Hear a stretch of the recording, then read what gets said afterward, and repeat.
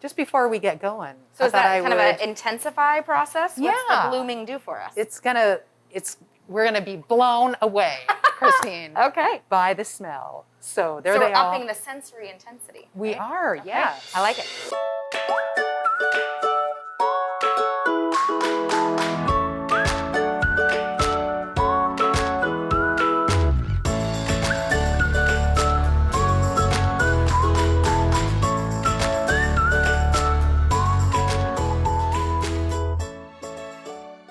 Hi everybody, I'm Lynn Keenan and this is Clinic to Kitchen, our cooking show where we get to talk food, make food, and talk with practitioners from North Olympic Healthcare Network. Today, we're cooking and talking with Dr. Kristine Johnson, who is the manager of our behavioral health program. We're going to be dishing and talking about living in a pandemic and self-care and talking about comfort food and making some. So, are you ready to start cooking? I am so ready. Happy to be here. Okay, great. Well, let's take it away. All right. Okay, welcome back. We're back in the kitchen with Kristine Johnson, the manager of our behavioral health department at North Olympic Healthcare Network. And we're going to be cooking out of our good and cheap cookbook, but especially with an eye toward, I like to think of comfort food, managing through, well, a pandemic. Yes. Why we're doing a TV show with our masks on. And I hope that we can talk a little bit about, I hope we'll just get your good information throughout the time we're going to be cooking and just do some chatting about what are some good ways we can cope through this immense time of not knowing, of what's happening. Our whole lives have been turned upside down from what we wear to how our kids are spending their time and that kind of stuff. Yes, absolutely. Well, I am glad to be here. I'm glad to get my hands dirty and hopefully to have a conversation about how we can get through some of these unusual times that we find ourselves in. Great, good. Well, I thought I'll give you kind of the big picture. Okay. I thought we would do 4 recipes from the book. Okay. Yeah, we can do it. And you had mentioned when we talked about you doing this, that one way that you manage stress in life is through the senses, and I want to hear all about that. But we have this amazing set of recipes that they're gonna do that. We're gonna do it while you talk about it. Wonderful. So we're gonna start with Chana Masala, which is, people who are watching the video can't tell, but we're already kind of bathed in the smell of some of these roots and aromatics, as well as the spices traditionally eaten in India, Pakistan. Absolutely. I feel sorry that people can't smell it because even through my mask, it smells amazing. My mood has already jumped up just from smelling all this stuff. Yes. So I'm gonna get started here. I wanted to add a little something. I wanted to show you, actually. Please. It's not in the recipe book, but one thing that I have learned about spices like this, and these are the ones that are in here, the coriander, the turmeric, is that heat kind of turns them on. They have oils, and heat will, what they call bloom, make the oil bloom. So just before we get going. So is that kind of an intensify process? What's the blooming do for us?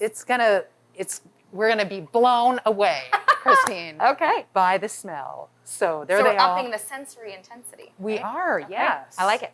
Yeah. So I'm just gonna pour them in, and they're kind of they're gentle. So I don't want to get them too hot, like I almost did. But you can, oh, wow. Already tell. Those are really, really getting good. It doesn't take much, but just to release the oils and with it, the aroma will make everything taste even better. So there you have it. There's that fun little thing. And hey, could you grab me one of those red pot holders? And I'll just set this down on that. So I'm going to cook, and I might interrupt you, but I would love to hear just your thoughts. Today, I read on NBC or saw on NBC that about, I think it was 65% of Americans are worried about the future. I think, the pandemic, there are other things, that creates around school and kids and work. It's just crazy. Here's the vast majority of our population nervous, anxious, worried. What can we do, doctor? Yes. Okay. So I will do my best to offer some thoughts around what would make that helpful while taking in these amazing scents. So 65%, man. So 2/3 of our population is dealing with some worry about the future. And in some ways, the fact that we're all in this together makes that number a little, I swallow it a tiny bit easier by acknowledging that when we are in a shared stressor, sometimes our ability to manage it actually goes up a little bit because it's the sense of we're not alone. That said, that's still a lot of nervous energy, a lot of rapid heartbeats, a lot of tension and just unease, probably a lot of, trouble falling asleep at night, thinking about all of these things. So in terms of things to manage stress, there's, one of the things actually, and you're kind of modeling it here, when we're in this place where we're worried about the future and we don't know what it's going to look like and we don't know what's coming, the more we can find opportunities to exert some control and some predictability into our life, the better. Because that's largely what people worried about. They don't know, right? In some ways, it's easier if we had this, even if it was a scary outcome, if we had this clear definition of this is what it's going to be. But for right now, we don't know how long it's going to be like this. We don't know how many adjustments or adaptations we're all going to be asked to make. And so with all of that uncertainty, trying to find places to have a little bit more certainty, control, and predictability. And so a basic way to do that is with setting a schedule. And I talk about this with people a lot. It can sometimes sound really basic, but having, even on a really minimal level, identifying 1 to 2 things that are going to happen over the next day and 1 to 2 things that might happen the following day. Everybody's schedule is a little different, so some are going to be packed full. But being able to insert a little bit of structure, a little bit of something you can hang your hat on, a little dependability can really go a long way, especially for families, for kiddos. Most of us know that kids, we've all heard that phrase, children thrive with structure. And that is so true. And, some families are a little more relaxed with regard to how they manage structure. And that's fine too. But again, having a couple of those anchors, having some, whether it's planned meal times or planned if you're homeschooling, when is school going to be happening? Having a little predictability with that can go an amazingly long way towards restoring a sense of predictability and lessening that stress and that tension. Yeah. Ooh, that feels good already. Yes. Well, let me just tell you what I'm doing. Please. I'm just following the recipe. Okay. We're getting some onions going, and people already know that I love to cook onions maybe a little bit longer till they start getting caramelized. I think that builds depth of flavor. I chuckle. I don't know if you can see behind my mask. I'm laughing because you took the words out of my mouth. I actually am not a huge fan of onions unless they're cooked kind of a little extra thoroughly. Like I'm never a raw onion on my salad or my sandwich. That's just not my thing. But I cook with them all the time because they're amazing. They're so good. Flavor. So, and when you cook an onion, what they call low and slow, that just it does something to the sugars, I guess. A medical doctor could tell us this, but it's magical. It is. It transforms it from something I don't enjoy to something I love. That is good. That is good.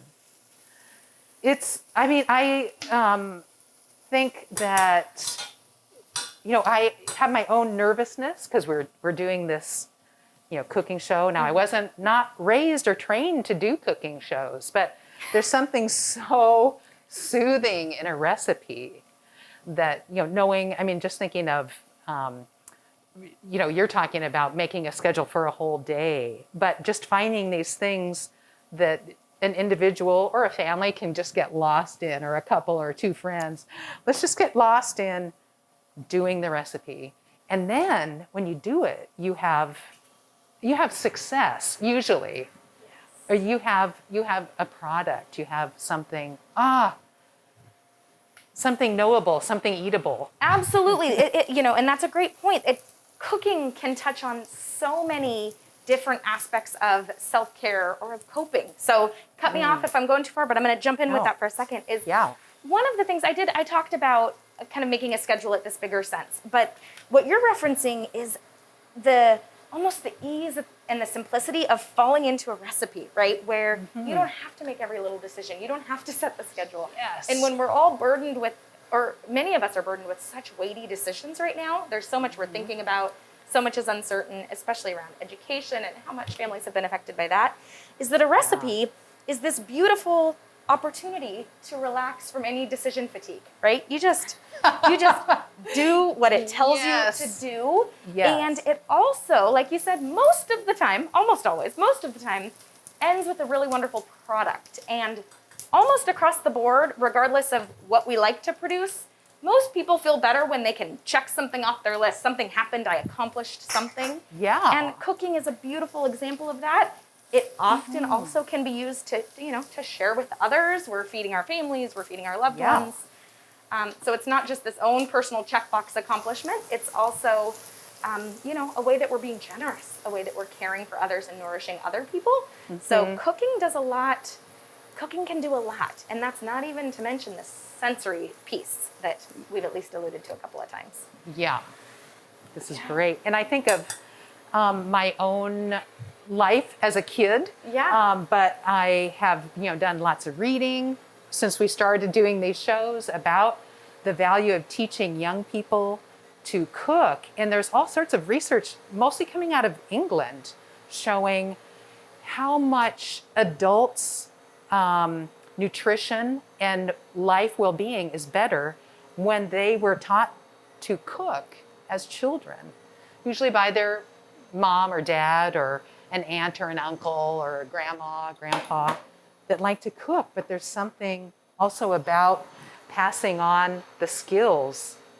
It must be a whole raft of, I don't know, they say math and measurement and all, but there is something about self-efficacy and accomplishment and pleasure and joy in tough times, especially. Well, and at the risk of overstating it, right? If we think about it even just from a really simplistic, pyramid perspective, being able to feed ourselves nutritiously, that's a pretty potent, safety factor, a resilience factor, something that can carry you through a lot of different ways. So I only imagine learning that early is pretty powerful, for sure. Yeah, great. Okay, well, I need your help. Okay. Because I can't wear my glasses while I'm wearing a mask and talking and cooking. Yes. So this looks like I'm ready for the next stage, but I forget. Okay, we've got garlic and onions in there. I put the garlic in. The onions are getting kind of caramely brown. Okay, next step is to add some ginger and jalapeno and cook for about a minute longer. Ah, excellent, good. And this is what I wanted to ask you about.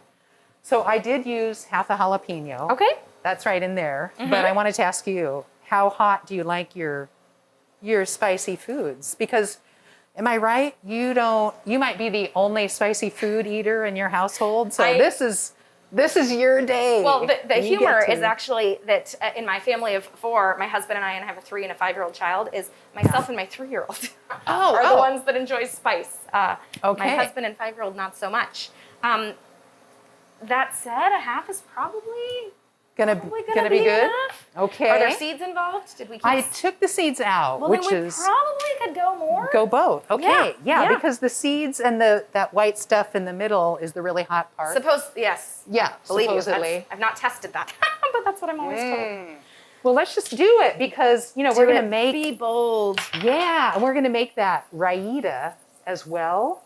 And that's a cooling kind of thing. So we'll just cool off. And you know what else I wanted? This is such a great time to take a moment because I want to keep asking you about all of this stuff. Please. But I also wanted to show you a trick that I learned from Dr. Waters, Ooh. who, did a session on his OB practice and tips for eating while pregnant. I mean, he didn't call it that. But he taught me this trick about grating ginger, which, if you've ever tried, it's kind of a hassle because it's got all those hairs in it. But he said, oh no, my mom taught me. If you freeze the ginger, then you can grate it really easily. Wow. So I froze the ginger, and when it's grated, it smells incredible. So While you're grating, can you offer a quick tip about peeling ginger? Because that's something that stumped me many a time. yeah, it is hard. So it comes all covered with kind of a thick barky skin. Yeah, and it's fabulous. All you do is you get a spoon and you rub it across. Now this one's already been cleaned, but this is how I did it. I just used the spoon and rubbed all that off, which is so much easier than, getting a knife and kind of trying to do that. But it's like the spoon is a ginger whisperer. Yes. Yes. So file that away, folks. Use the spoon for your ginger. It's 1,000,000 times easier than a knife. Okay. Oh, so wow. look how easy that is. And how much am I doing? I forget. 1 teaspoon. So not much. Okay. I like ginger though, so go bold. Okay, we'll go bold. All right. That just smells so fresh and yummy, doesn't it? It does. What do you think? Is that about more, less? I think we're good. Okay, Yeah. great. Neither more nor less. Perfect. All right, we'll just put that in there. Whew. Then one of the neat things about this dish is that it's going to start smelling like ginger and jalapeno on top of the onions.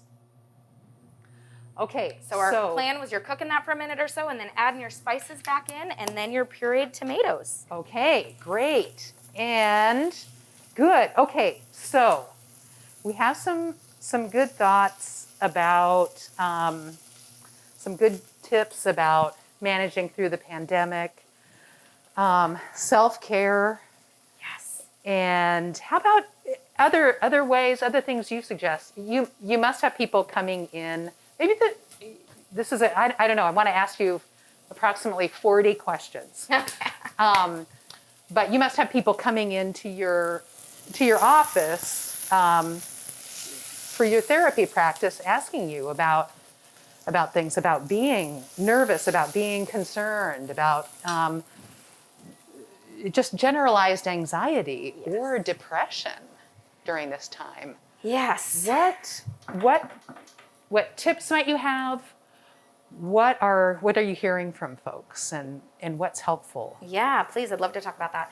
So Okay. a couple of things I would say. One is I reassure everybody who comes into my office, as I already spoke to a little bit, that you are not alone. This is a time where so many people are experiencing a heightened level of worry, of anxiety, of sadness.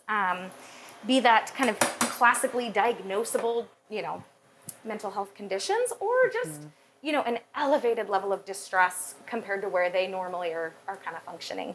And so that's the first thing. I reassure everybody is you're not alone. It is not that there's something wrong with you that is making you ill-equipped to manage this pandemic.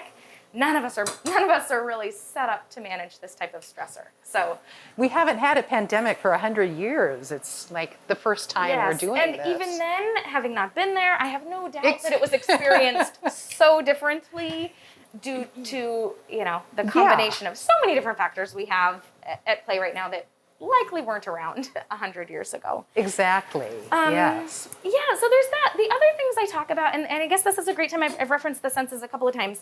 I talk with people about self-care. Sometimes as I introduce it, I say, I know it can sound cliche. We're all told, we got to take care of ourselves, or hopefully we're all told that. And sometimes I think we hear it so often that we kind of stop taking it in as a true recommendation. It's just brush your teeth and floss and take care of yourself. And so I spend a lot of time trying to unpack that with people and say, I get kind of soapboxy about it, and I really say, hey, I mean this from my bones, from my heart of hearts, is I want you to find a way to take care of yourself. And I talk with people about the fact that sometimes that's really hard given the many different hats they have on and the many directions they're being pulled. I work a lot with mothers, that's one of the types of people that I see a lot. And certainly this would be true of fathers and all sorts of family members as well. But a lot of times, mothers, they've got work responsibilities, childcare responsibilities, homework, housekeeping, or what's the word I'm looking for? Maintenance of the home, right? Yeah. And so there's so many different things going on that it can be really hard to find time for oneself. Yeah. So I always say the same thing. I say it can be as little or as big as your life allows, but that doesn't change my recommendation and my goal, which is a high one. I say every day, every single day, I want you to lay your head on the pillow at night and be able to reflect on at least one activity that was purely to nourish yourself. It could be, these are the examples I use. I say it could be 3 extra minutes in the shower once all your washing is done, just to feel, the pressure and the weight of the water on your body. It could be reading a chapter of a fiction book, even though, maybe there's stacks of academic reading that you're supposed to be doing for school. It could be a walk. It could be something more indulgent if time, or I shouldn't even say indulgent. It could be something of a greater magnitude if financial resources and time allow for it. It could be a massage. It could be, a meal with a friend. It could be any number of things. But my benchmark is daily. This isn't like every once in a while you do something to take care of yourself. It's every day I want something to nourish you. And that is one of the ways that I talk a lot about the senses. So for most of us, whether we've ever, consciously had the thought or not, most of us recognize that sensory experiences can change the way that we feel. Yeah. And so I talk a lot about when we're struggling to come up with self-care ideas, to think about it as self-care through the senses. And so quite literally I say, okay, is there anything that you can think of that you can look at that brings a positive feeling to you? This could be a sunset. It could be photographs of a vacation. It could be looking out, your front door at whatever you see out there. It could be sitting and reflecting, looking at your children for a few moments. What can you look at? What can you smell? What can you taste? What feels good on your body? And so really thinking about it through those 5 senses, and trying to activate that a little bit. So with spices, I said I love spices. I talk with people a lot about literally just reaching in their spice cabinet and doing a little sniff test. Like, see, is there anything that evokes a little bit of positivity for you? Yeah. Cinnamon sticks is a popular one. A cup of tea or a cup of coffee can really represent a lot of these. It's, you feel the heat of the cup in your hands. You can smell the aroma, you taste it, you feel the warmth sliding down your body. It captivates so many of those sensory experiences where something as basic as, a cup of tea can become a nourishing self-care experience if done with intention and thoughtfulness and mindfulness, presence, being present while you do it. Yeah.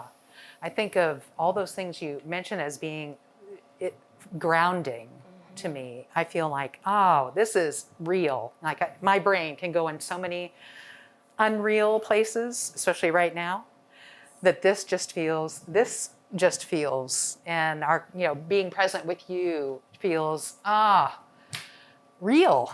Yes. And comforting in its realness.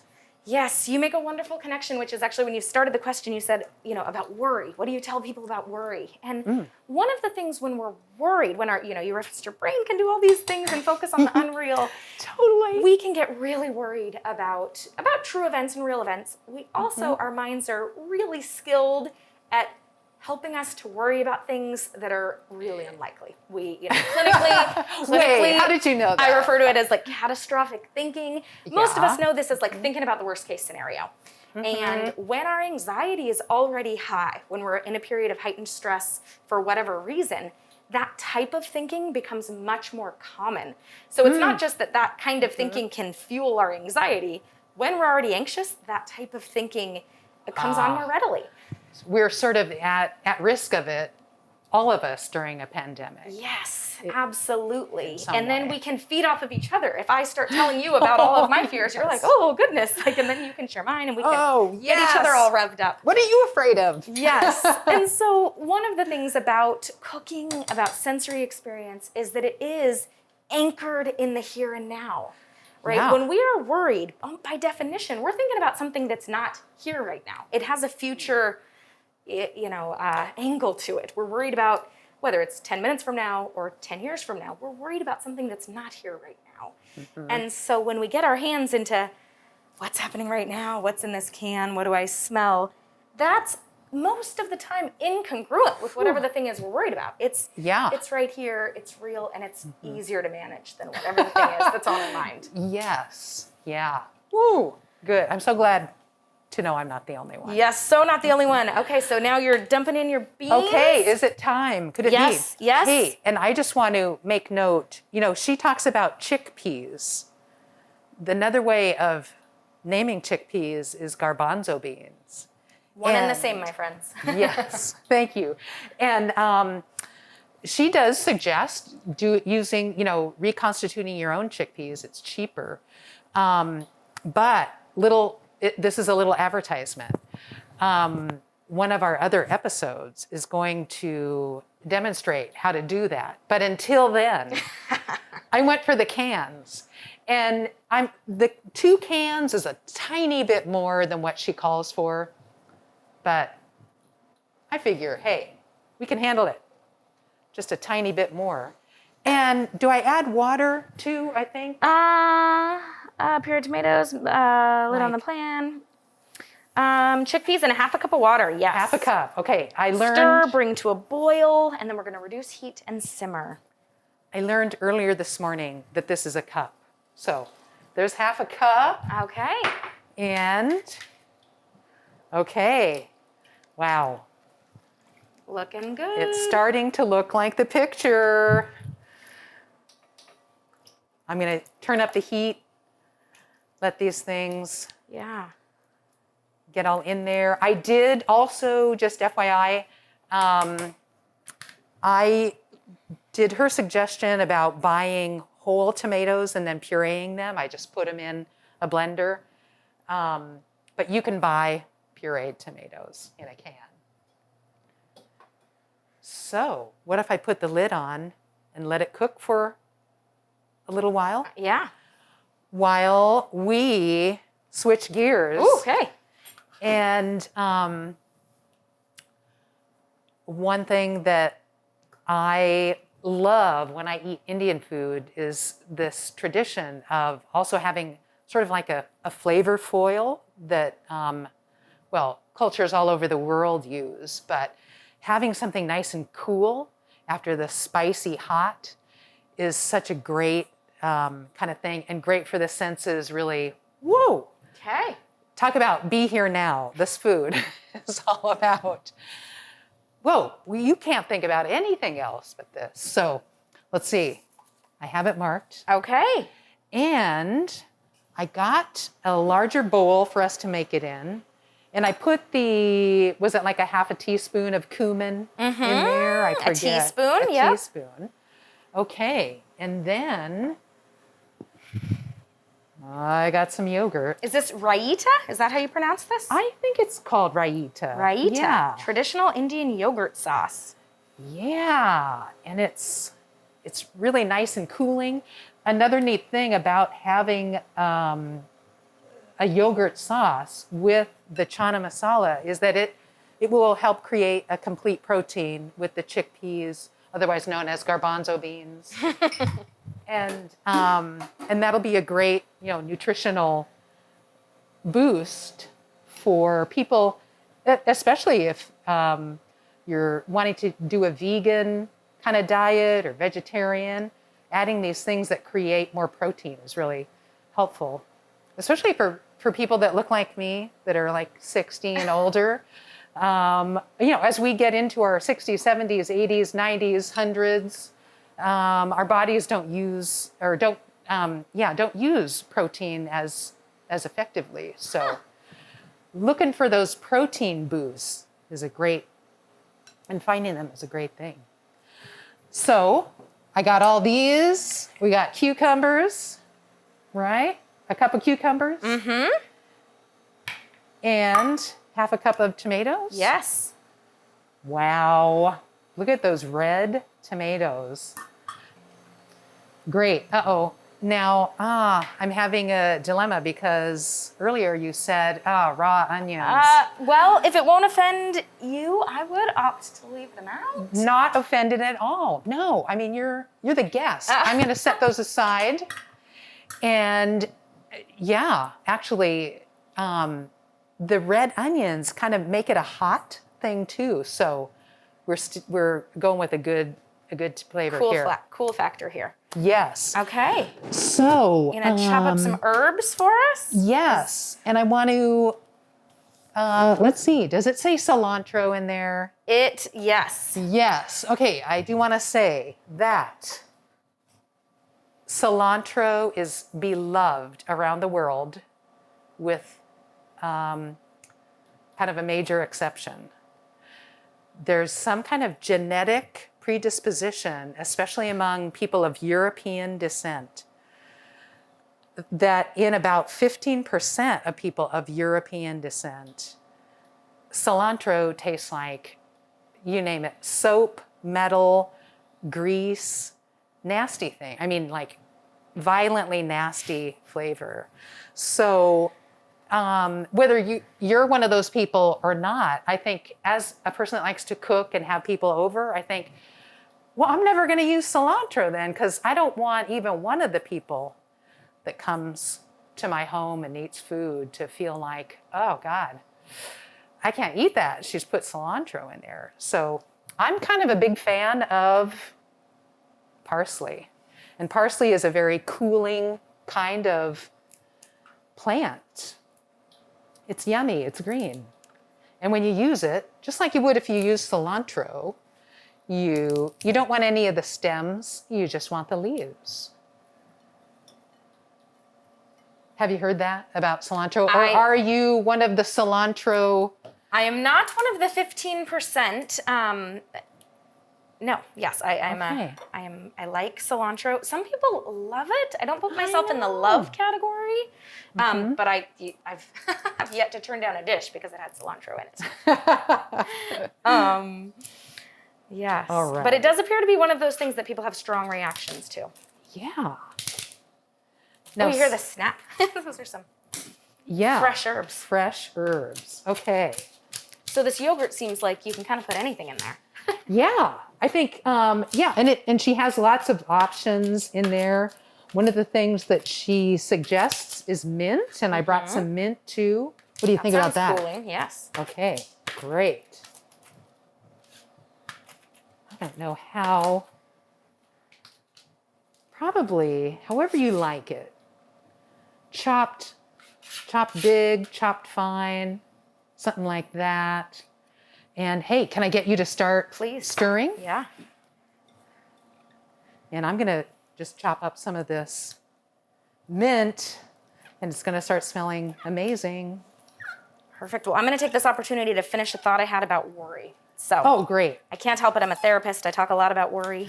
In addition to doing things like self-care and kind of anchoring yourself in the here and now to just, pull your mind out of all that worry about future improbable or uncertain events. One of the other things that I talk with people a lot about worry is to practice asking yourself whether the worry is justified. One of the things that we, I think sometimes we just accept that, oh, I'm just someone who worries. Like, I just worry a lot. And, certainly there's individual differences in how much someone tends toward worry. But a lot of us, even if we're someone who's higher on that worry scale, most of us can learn to worry a little bit less. And one of the ways I think about that is to ask yourself, when you find yourself worrying, like, okay, how justified is this worry? How much does this make sense given the facts? And sometimes that's not enough to talk yourself out of it, and you're going to keep worrying. But sometimes by calling attention to it, by saying, wait a second, I'm really worried about this thing that's a hypothetical for 5 years down the road, sometimes even just by calling that out, you can be like, okay, maybe it doesn't make a ton of sense for me to be worried about it right now. And then you can shift your focus to something else. So I know that sounds super basic, but sometimes these basic tools of just literally labeling, oh, I'm really worried about something. How much sense does that make right now? Sometimes that can free us up to think about things a little bit differently. That's so great. It's almost like you're being your own best friend, kind of going, hey, reality check, girl. Yeah. How realistic is this? Yes. I like that. Ooh, and I like that. I know. That doesn't is it look looking beautiful? very yummy. I think we put that in the refrigerator. Yes. This will finish cooking. And while it's still cooking, let's make some roti. And then we will be ready. Ooh, what a meal. Okay, so while the chana masala is cooking and the raita is cooling, let's try our hands at roti. And this is kind of all new for me. I've not tried this before, so this is one of those things that aren't known, but it is very sensate and very sense-oriented. Yes. Just as an info about the recipe, the author suggests using durum wheat because it is what people in India would use. And note to everyone, durum wheat is also called semolina. And I got this, you might recognize this as a common brand. I got this at Country Air. So, but do look for semolina, not durum, because you might not find it. Yes, and confession, I did not know that it was also referred to as semolina, and I left the store empty-handed. Granted, I could have asked for assistance, but I was in a bit of a hurry. So yeah, good. Okay, well, and I was so impressed by it. It already looks beautiful. It's, like a lovely golden color. I can already tell it's going to be yummy. So we've got a little bit of salt and the semolina, and here's a cup of water. And I will tell you, it is incredibly fun to mix it up. So if you're game, would you take it away? Fun and sticky, I imagine, but I am into it. Surprisingly not sticky, I think you might find. Ooh, all right. Yeah. Okay, I'm going in with my hands here, guys. Yeah, great. Do. Oh, it is surprisingly not sticky. I mean, there's some stick for sure, but it's also a drier texture than one might have imagined. Yeah. A little more sawdusty, like fine-grained. Yeah. So in case we didn't mention it at the start, what this is it's going to be an Indian flatbread that's going to go with the dish, right? Great. Yeah. Okay. It's going to be great. And it's going to be new. It's going to be novel. It's going to be exciting that way. It is. And talk about getting into a sensory experience. One of the senses that does get overlooked probably is touch, and Play-Doh can be a really cool one. Those of you who have kids around. Do you have to have kids, though, you do to not, have Play-Doh? but you might have Play-Doh more accessible. But you, we just whipped up a few batches last weekend, and it is household staple ingredients. So you too could make your own Play-Doh, regardless of whether you have kids at home, and it feels much like this. Oh, great. Okay. Good. So our instructions here are pretty simple. We're mixing in a bowl, and then I'm going to knead it until smooth. Great. Yeah. And I took the liberty of making a batch beforehand because I knew, she asks you to let it sit for a while. Yes. So I made a batch a few hours ago, and then we just, rinse my hands off. Yes, at the beginning of the show, we chopped it into 16 little pieces to make 16 roti. So we are going to, having cleaned the surface, we're going to roll out some roti here. And then we are going to cook it on a cast iron skillet, which this is, I think, a cast iron pizza skillet. Yes. So we'll see And how it goes. And it sounds like it's a pretty quick process. Once our pan is hot, we're throwing it on and it's like a minute or two. So here's your equipment. Thank you. And the doughs. So, and they say to go How round. thin? Yeah, what are we looking for here? Yeah, thin and round, huh? About 1/8 of an inch thick. 1/8 of an inch. Okay. That's very small. That is very small. Uh-oh. Ah. Okay. Let me Yeah, you might want a little Try a flour on your rolling pin. on the rolling. Oh yeah, that helps. And maybe just pushing and pulling instead of like I was going like this and it kept I'm gonna scoot over. I'm too close to going. the rolling. So I wanted to ask you, Kristine, a little Yes. bit about you and about your work at North Olympic Healthcare Network. Now I know you grew up here in Port Angeles, and I'm kind of wondering how did you get from here to working on a PhD in psychology and back running a behavioral health program? Yes, so I am from Port Angeles, graduated from Port Angeles High School many a year ago. And I went off to undergrad thinking that I wanted to go to law school. And so through these funny events, I ended up volunteering in this agency for students to help them solve, legal crises that they might find themselves involved in. And in the course of that, I discovered that I loved sitting with people and talking with people about solving their problems. And so I was already a psychology major. And so that was like a really easy transition. And it really wasn't a lot of fuss. My dad sort of jokes that he knew all along that I was going to be a therapist. Your family's little therapist? Yes. So apparently the writing was on the wall well before I ever knew it. So I went from there to a master's degree program and loved it. And even while I was there, actually made the decision to go into a PhD program. So what I really liked, of course, was the focus on helping people. That's helping people and helping people through conversation, being able to have, because it's just so accessible, right? There's not a lot required to be able to, sit and join with a human and help them try to think through their problems and perhaps come up with newer creative ways to solve them that they perhaps hadn't thought of on their own. So that is kind of how that took shape. And then I had, some cool opportunities and worked in some different places. And before moving back to Port Angeles, was in Seattle most recently for a couple of years. So I got to, I think I had some great mentors and trainers who really helped me develop some skills and areas of competence.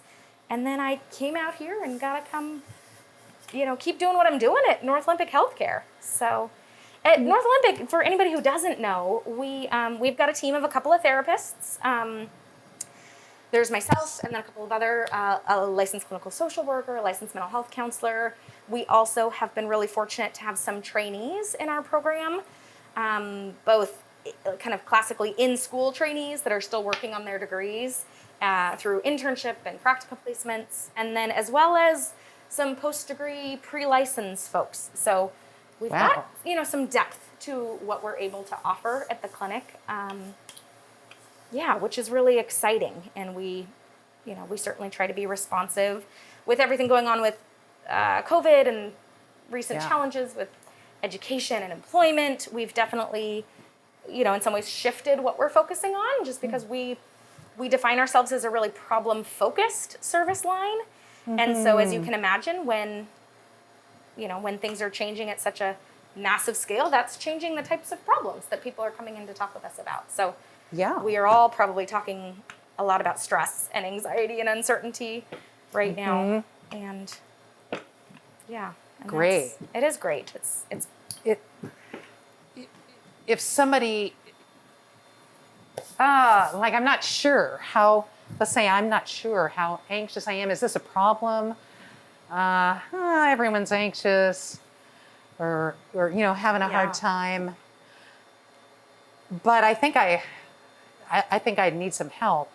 What would you recommend? I mean, could I call? If I'm a patient at North Olympic Healthcare Network, could I call and say, can I talk with a therapist? And yes. What would that be like? So the best way, great question. We actually get that question a lot. And I will, not only before people become patients, but often in that initial visit, I have folks who come in and often will say something like, I don't really think I need to be here. I don't know if I need to be here. That's a really common statement that people make. And so my advice, I always tell people, when in doubt, come on in. Like that is really part of our role. If you're a patient at our clinic, you certainly can have a conversation with your primary care doc. Like that's a great first step. If you feel like you've got that kind of good relationship and maybe have an appointment coming up, absolutely. That's a place to ask and say, hey, I heard you guys have counselors. Might that be a good fit for me?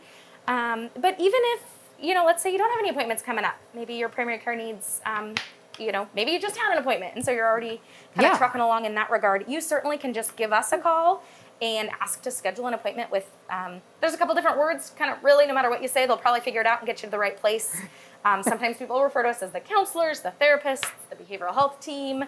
So as long as you remember kind of any of those buzzwords, you'd probably get routed to the right place. And then our whole team, that's one of the big things we do is we have a conversation about who you are, what's going on, and what your needs are. And perhaps I'll say, you know what, life is really hard, but I am so impressed with how beautifully you're coping. I want you to keep doing what you're doing and kind of rest assured that you're, maybe doing better than you thought you were. And that's fine. That's, it's not a waste of time. That's a great conversation to have.